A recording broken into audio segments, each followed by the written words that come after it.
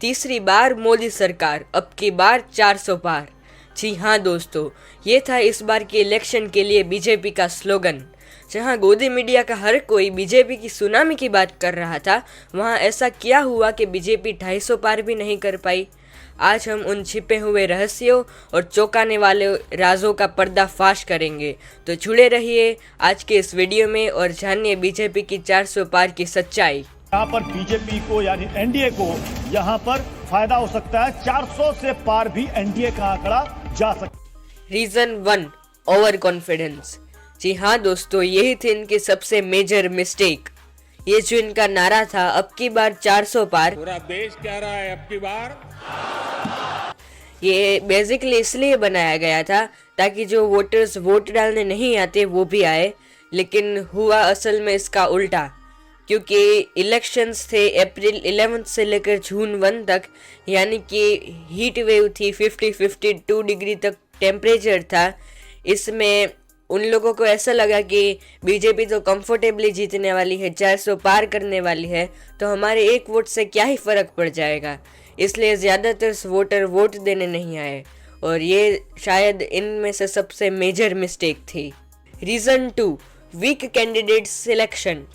भारतीय जनता पार्टी के 2024 लोकसभा इलेक्शन में जो सोचे गया प्रदर्शन था, उससे कम प्रदर्शन आने का सबसे प्रमुख कारण है कमजोर उम्मीदवार चयन। बीजेपी ने कई सीटों पर नए और अनुभवहीन उम्मीदवारों को मौका दिया था। ऐसे उम्मीदवार जिसको कोई पुराना इसका परिचय भी नहीं था, कोई अनुभव भी नहीं था और जो कि सबके लिए बहुत ही नए चेहरे थे। तो सीधी सी बात है कि आप जिसको आप जानते नहीं हो उसको आप वोट तो देने नहीं वाले, इसलिए यही था सबसे प्रमुख कारण। रीज़न 3, आरएसएस से दूरी। आरएसएस बीजेपी का बैकबोन रहा है 1984 से, बल्कि उससे पहले से। आरएसएस का बहुत बड़ा हाथ है अटल बिहारी वाजपेयी, नितिन गडकरी और नरेंद्र मोदी को लोगों के बीच में इंट्रोड्यूस करने के लिए। RSS door to door campaign करता है, प्रचार अभियान करता है, सभाएं आयोजित करता है और जो नए चेहरे आते हैं बीजेपी में, जो नए नेता आते हैं, उसे लोगों के बीच इंट्रोड्यूस करता है। यह है आरएसएस का काम।